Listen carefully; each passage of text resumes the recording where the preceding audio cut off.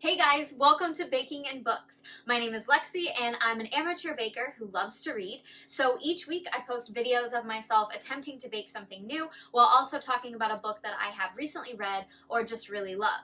This week I'm going to be going back to scones and making chocolate chip scones.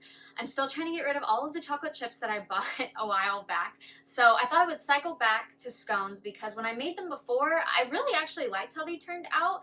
They were just kind of ugly looking and a little bit crumbly, so I'm gonna try to perfect the recipe a little bit more and see how cooking with the chocolate chips makes things a little bit different. I'm also going to be doing something a little bit different book-wise. I admit defeat that I could not finish my book before I had to bake this week, so I don't have like a fresh book to talk about. And I thought about going back to some of my older books that I've read before, but I like doing it right after I've read them because I can make notes and I can have it fresh on my mind. So I thought instead I would try something a little different. Today I am going to start taking us down a road of my opinion of how the Harry Potter movies could have been better. I thought that this would work because we covered all the Harry Potter books. If you haven't seen those, all 7 of those are on here. You can watch them at your own leisure. But today I thought I would go through each of the Harry Potter movies and talk about the things that I felt like they left out or the things that they changed that I thought could be better. Now, I should say right off the bat that I actually think the Harry Potter movies are stellar. I love them. I think the casting is brilliant. I think they did a great job with the material they were given. But let's be honest, when you're taking a book that's huge and turning it into a maybe 2.5 hour movie, there's gonna have to be some stuff that gets cut and some things that are changed. I definitely do think there's some stuff in the later films they could have done better if they'd have put their minds to it. I think that some of the directors and some of the screenwriters kind of just took over and changed some things in the story to make it work in their mind, and I would have rather seen them just stick to the story.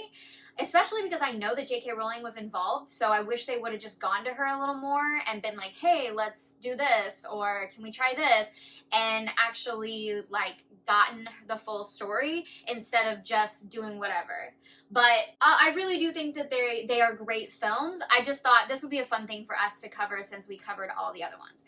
And you guys can let me know what you think. If you absolutely hate this and you would rather me just stick to books and take breaks on the week that I don't finish books, that's totally fine. Leave that in the comments and let me know. We're just doing something for fun. So let's go ahead and get started on our baking.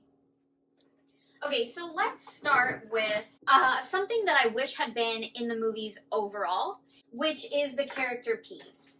Peeves is such a great character. He's such a character for chaos, and such a great character that just kind of not even necessarily moves the story along, because he really doesn't, which is probably why he didn't make it into the films. But he's just a fun character, and sometimes he's obnoxious, sometimes he's funny, and I just really wish that the decision would have been made to keep him in the films. But really, we're starting with Sorcerer's Stone, right? That's the first one. And I actually think that the first 2 movies are by far the best. I think that Sorcerer's Stone and Chamber of Secrets really covered everything so much better. And I know that they're shorter books, so it's very possible that it was just that much easier to do because they're shorter. Once they get longer, it's harder to put them all together. And I know that the director, Christopher Columbus, ended up not doing further films after the first 2 because he wanted to spend more time with his family. He felt like it was just such a big undertaking.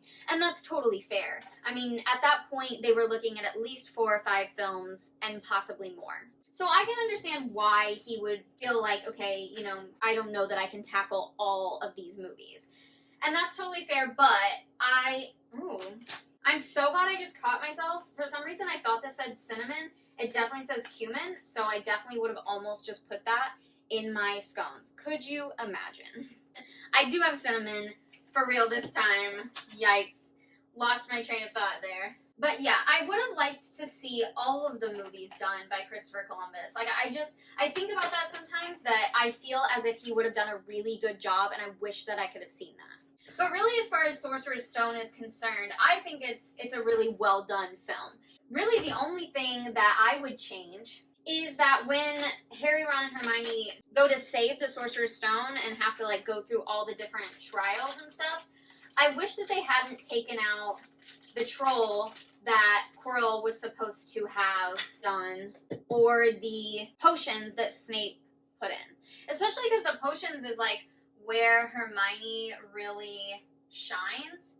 And I feel like Hermione didn't really get a chance to shine while they were down there, except for at the very beginning with the Devil's Snare. Which you might say is enough, but in my opinion, it's not enough, because Hermione really keeps these boys together and she deserved better. That's just my humble opinion. Also, if you're concerned about what I'm doing, it says to grate my butter, so I'm grating my butter, and honestly, it's kind of cool looking, and I think it's going decently well. I'm just trying not to grate myself in the process, because butter is slippery. So really, that's the only thing I would change from the first one, just because I think if you're gonna go for it, you might as well go for all of it, you know, like, why are you taking those things out? You might as well go ahead and just, like, do the whole thing. But really, the first one is pretty good. Look at all this butter. Okay, so that leads us into Chamber of Secrets. Again, Chamber of Secrets, in my opinion, is a great adaptation of the book. I really do feel like they did a phenomenal job. Really, the thing that I would change comes towards the end of the film, which is that when they get out of the Chamber of Secrets, they're supposed to go and meet with Dumbledore, and like Mr. and Mrs. Weasley are there, and they're afraid for Jenny and all of that. And I feel like, you know, we missed that part of Dumbledore being a little more sympathetic towards Jenny and saying, like, I think he specifically says, what interests me the most is how Lord Voldemort managed to possess Jenny. And it kind of automatically clears Jenny's name from any trouble that she would have maybe gotten into, or people thinking that she hated Muggleborns and all of that. Like, Dumbledore automatically sees right through it. He knows that Voldemort was in charge of this whole situation, and he saves Jenny from any trouble that she would have gotten into, and especially with her parents, you know, like, he lets them know that he believes her and he believes the boys. And I feel like we missed that. Like, that would have been a nice moment to show that Dumbledore really cares about the students, and he really does believe that Voldemort is still out there and he's still causing some trouble. And I think that would have been a good, like, forerunner to some of the future stuff that happens. So then we head into The Prisoner of Azkaban. And The Prisoner of Azkaban is a little bit different just because of the style with which it was made in. We got a new director, and he is a good director. Like, I think he did a good job, but I do have a little bit of issue with just the style that he filmed in. It's a little bit darker and a little bit more, I want to say, like, weird. Like, certain things, the way that they're filmed just comes off kind of, like, trippy almost. And I think for me, it was okay. It's certainly not the worst by any means, but it wasn't really the Harry Potter movies that I had known. Like, it doesn't match Chamber of Secrets and Sorcerer's Stone. But one of the things that actually gets me, it happens right off the bat, and it's the fact that at the very beginning, you see Harry practicing, I think it's Lumos Maxima, at the very beginning, like, in his bedroom, and he keeps trying to keep it a secret so that they won't know he's practicing magic by night. And it kind of relates to the book, because in the book he is doing his homework. But the thing is that they can't do magic outside of Hogwarts. So the fact that he's practicing a spell outside of Hogwarts does not make sense. And I know it sounds like a small thing, but later on, Harry gets in trouble from the Ministry of Magic for doing magic outside of his home. And yet, at the beginning of this movie, there he is just, like, sitting there doing magic. No repercussions. It doesn't make any sense. Like, that would not have happened. He would have never been allowed to get away with that because he lives in a Muggle household. They would have detected it, just like they did when Dobby made the pudding fly and break, and just like they do in the fifth one when he uses Expecto Patronum. So doing his homework of a spell would definitely not have worked. Like, he would have been in trouble and expelled. The other thing that I think is kind of interesting is that the fight, Ron and Hermione, is sort of a low energy kind of fight. like, we don't really see how bad it actually was. Like, in the books, I mean, they completely stop talking to each other. They're not friends anymore. Like, it's a huge deal. And I think in the movie, they just sort of were kind of fighting. You know, like, there's like a trickle of fight. But in all actuality, the fight was just so much bigger. And I know that seems like a weird thing to comment on, but it's a big deal to me because it was a big deal while I was reading the book. Like, every time I read the book, I think about that. And I think about how, like, Ron and Hermione are 13 now, so they're starting to see each other in a totally different way, and that freaks them out. And then they have these pets to worry about, and neither of them will admit their feelings. Like, to me, Hermione feels guilty that Crookshanks might have done something, but she doesn't want to say that. And then Ron obviously really likes Scabbers, but he doesn't want to say that. You know, he just wants to, like, act like it's no big deal, but he's really actually super pissed off because he loves Scabbers. And so neither of them will admit that they might have been at fault, because Ron definitely wasn't keeping an eye on his pets, and Hermione definitely wasn't keeping an eye on hers. So nobody wants to admit that they're wrong, which puts Harry in the middle, and it's a really awkward situation for everybody. So the fact that they just kind of skim over it is just kind of a little like, you just didn't want to have to focus on that. They also cut out the time that Harry goes to Hogsmeade later on in the year, where he, like, scoops up the handful of, like, gunk and starts throwing it at Malfoy, Crabbe, and Goyle, and his invisibility cloak slips off, and he has to, like, race back because he knows they're gonna tell Snape, and he's, like, trying to hide it from Snape. And then Lupin comes to his rescue and is like, yeah, I think this is just like a toy, like his uncle's product. And they covered all of that up in the films with this, like, nighttime wandering that Harry did, and where he, like, almost confronts Peter Pettigrew instead of just seeing him on the map. Like, I just feel like Harry does some stupid stuff, but I think he's smarter than that. Like, I think if he thought he was going to run into Peter Pettigrew in that darkened hallway, I just feel like he would have looked around a little bit more. Like, I know he expected him to be a man, but I just think it's a really, like, cop-out way to continue telling the story. I feel like they could have done another scene in Hogsmeade, and they could have done all of that, but I feel like they decided not to because it would save them some time. And I know that film is all about time and money, but to me, I just think I would have preferred to see it as it was originally intended. But really the biggest thing that irks me about Prisoner of Azkaban is that when we finally get to meet Sirius and learn his story, it's all so rushed. Like, all of it is just flown through. And I feel like that's such a big moment to actually hear the story, and for Harry to be able to hear the story and, like, hear what actually happened with his parents and Pettigrew and Sirius and all of that, because here he has been thinking this whole time that Sirius, like, brutally murdered his family, and, like, Sirius was their best friend. So that's been a huge issue with him that he's been really upset about.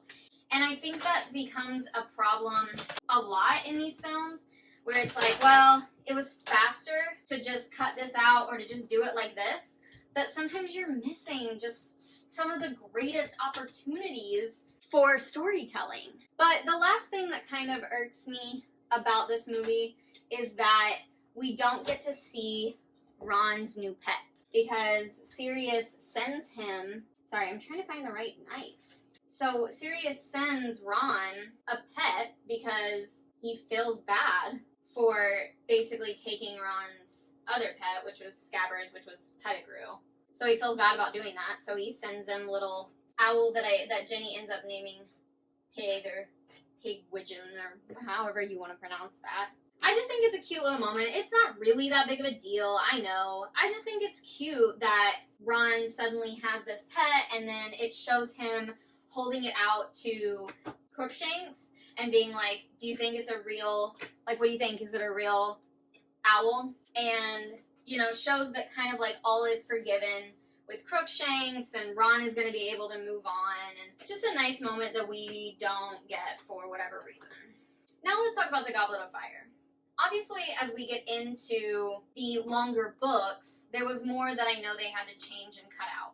But again, I tried to focus on stuff that I felt like was actually kind of important and kind of wished that they would have just done anyway, even though it might have cost them a little more money to film. But for me, one of the things that I know probably other people didn't care about, but that I cared about, was that in Goblet of Fire, they just completely erased the Dursleys. Like, they just completely get rid of them. They're like, Dursleys? No, I don't know the Dursleys.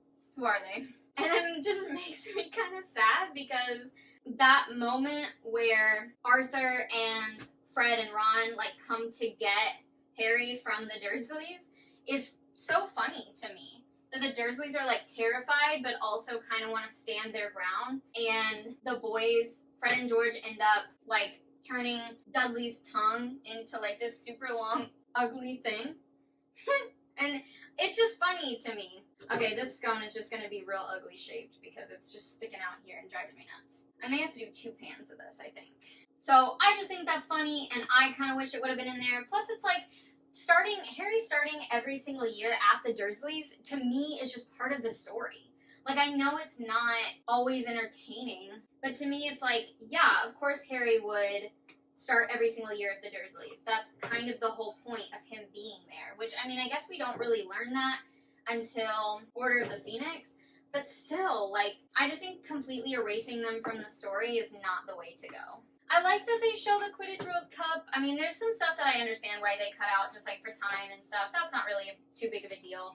But one of the things that I didn't like was that they cut out the fact that the Weasleys and Harry and Hermione sat in the minister's box. And, like, they even make a point of having Draco boast about it. But then in the book, they're all in the minister's box. Because Ludo Bagman got the Weasleys the really good tickets. And we don't even meet Ludo Bagman. I mean, forget about him altogether. He's not even in the story. Also, forget about meeting Charlie and Bill.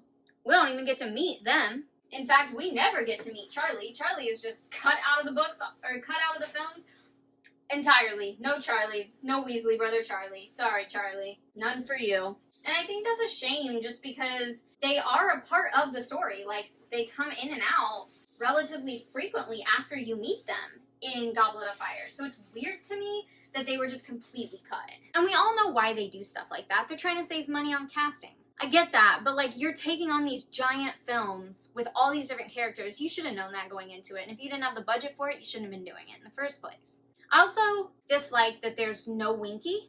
Barty Crouch's house elf, remember her, Winky? We don't get Winky at all in any of the stories, which is weird because we got Dobby for a whole movie, and we see him again later on in Deathly Hallows Part 1. So I know that they could have done it, and again, just in the next movie, we get Creature. So I know they could have done Winky, but they just, like, cut that whole plot point, probably to cut Hermione's whole plot point with Spew later on, which I can kind of understand. But at the same time, even you could cut the Spew thing with Hermione without having to cut Winky, but they just completely get rid of her. The other thing that bothers me with this story is that when the schools come, Durmstrang and Beauxbatons, when they come to Hogwarts for the Triwizard Tournament, their genders are completely separated. Like, Durmstrang is represented as an all-boys school, super manly, mighty stuff, and Beauxbatons is told as an all-girls school, you know, very feminine and light. And in reality, there were boys and girls from both schools that came to Hogwarts. And I think that they just, like, did that. I mean, it was a different time, and I'm not trying to call out everybody for being sexist, but that's definitely what it comes off as, because you've got this school like Durmstrang that's tough and rough, and their colors are dark, and so of course they're all boys. And then you've got this school like Beauxbatons where everything is silk and nice and pretty and feminine, so of course they're all girls. And it's like, but that's just not how the story was written. The story was written with both genders at both schools. Forgive me, but it drives me a little bit nuts. This is a short one, but when Harry's facing the dragon in the first task, way too dramatic. The fact that they had to break out of the enclosure and nobody did anything, all of the adults were just like, yeah, this checks out. No, like, they even state in the books that there are professionals on hand, including Charlie, that we never got to meet, that are rare just in case the dragons kind of go berserk because they're mother dragons guarding their eggs. And Harry is the youngest contestant and has the most dangerous dragon. Yet when they break out and go off on their own, every single person is just like, this is fun. This is okay. That's dumb. That would have never happened. I know sometimes the teachers seem incompetent because it's a magic school and a lot of things go on, but they would not have allowed that to happen. Also, too, then you have the opposite, where you have Barty Crouch's death is very anticlimactic. In the books, Harry's supposed to walk to the side with Victor Crumb, to talk about Hermione, and because Crumb likes Hermione and he wants to make sure that there's nothing going on between her and Harry. And then that's when they notice Crouch, and he's like babbling to himself, and he needs Dumbledore. And when Harry goes to find Dumbledore, when they come back, Crumb has been attacked and Crouch is just completely missing. Like, they don't even find his body. So the fact that they went on this super aggressive dragon thing that was like way too over the top dramatic to practically just finding Barty Crouch dead. That's it. Moving on. Like, I need some middle ground here, people. The last thing that really gets me about this movie is just that when you finally get to the point where you meet Barty Crouch Jr., you don't get any of his story. His story and how he ended up there trying to be Mad-Eye Moody is the best part of that book.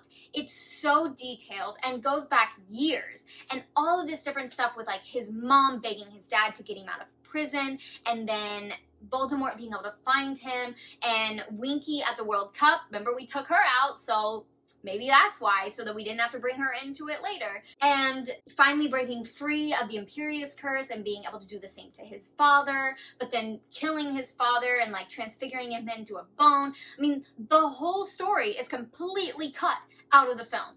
And we don't even know what happens to him, which he gets his soul sucked, so now nobody believes them that Voldemort's back. Now it's like Fudge just doesn't want to believe Voldemort's back because he doesn't want to believe it. But in the book, it was because Barty Crouch Jr. had the whole story, and then before Fudge could hear the story, the Dementors sucked out Barty Crouch Jr.'s soul, so now he can't tell the story again. And it's just like, why would you cut that? First of all, David Tennant is a bomb actor. He's so good.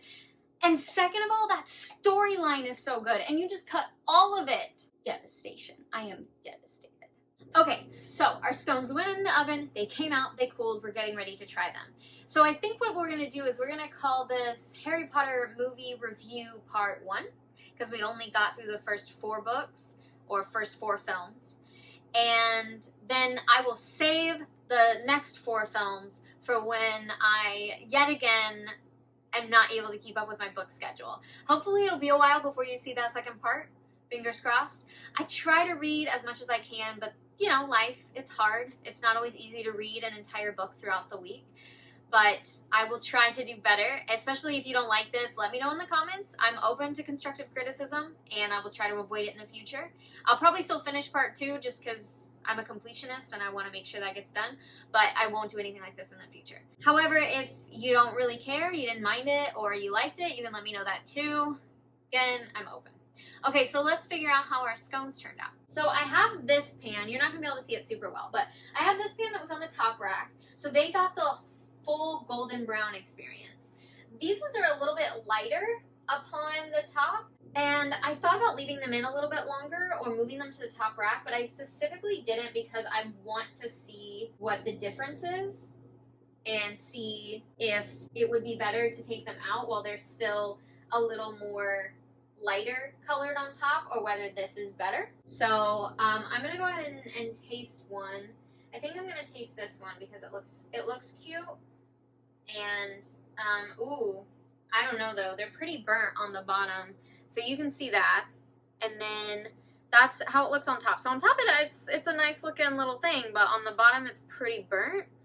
So I'm guessing the rest of them are kind of like that. Oh no, actually, look, these ones have the more golden brown.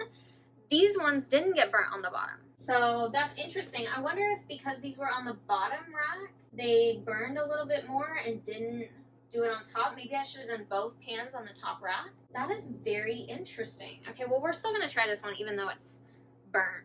I think you can taste the burnt, especially because of the chocolate chips. Yeah. I think you can taste the burnt pretty badly. I'm going to try one of the other ones and see if this turned out better. Yeah, this one turned out a lot better. Just, it's completely golden around all the surfaces, and I think what I should have done is put both racks on the top and then watched for this golden brown color, because I think putting this tray on the bottom rack just made the bottom burn too quickly, and the top probably didn't get baked all the way. As you can taste it, that like burnt flavor, it's not super good. But these ones are pretty good. I think I prefer the fruity kind, like the apple pecan that I did, or like blueberry is my favorite type of scone. I think I prefer that, but this is really good. And I mean, they stayed together a lot better than my apple pecan ones. I kind of wonder if grating the butter helped a lot, because then it wasn't giant chunks of butter keeping everything separate. I don't know, maybe if I make the apple pecan ones again, I'll try grating the butter instead of chopping it up. That might actually work a lot better. You can see kind of too, there's like this flaky crust. I'll try to get it to focus. It does not want to focus. But there's like a flaky crust on the top. It makes me feel like a professional. Like I made this really nice flaky crust. Yeah, I think these ones might be trash material, unfortunately. Every single one of them has that ugly burnt on the bottom, and I'm guessing they're all gonna taste pretty bad. Which is unfortunate, but it happens. At least I learned something, and what I learned from this is definitely top rack until you get this golden color is much better than placing one on the bottom rack. Well, thank you guys so much for hanging out with me today. I know it wasn't a traditional video, but hopefully you still had fun. If there are things that I left out of the movies that you want to talk about, throw those in the comments. Or if you disagree with me on something and you feel like something I kind of went off about, especially there at the end of Goblet of Fire, you are totally okay with, or you would have preferred something totally different, I don't know. Throw those in the comments. I'd love to hear that. If you had a good time today and you haven't already, like and subscribe. I try to do this every week, and of course this video proves that it's not always about books, but I try to get at least something in there, a little bit of baking for you. And I feel like these scones were a success. These scones right here, not these scones over here, but these scones were a success, and I'm happy with them. So I feel like we made some good strides today in the world of scones. Hope you guys have an awesome week, and I will see you next time. Bye!